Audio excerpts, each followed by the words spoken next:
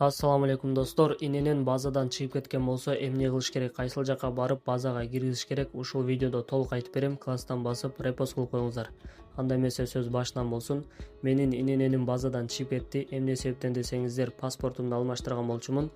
Гос услугага киргенде красный болуп калды, обновление кылгандан кийин кайра жашыл болуп калды.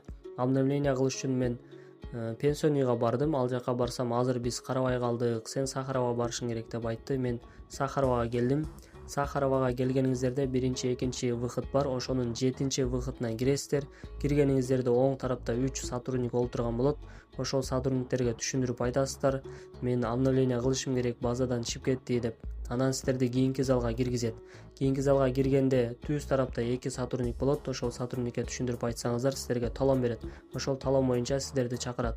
Видео пайдалуу болгон болсо, сиздерге жаккан болсо, лайктан басып подписка кылып коюңуздар.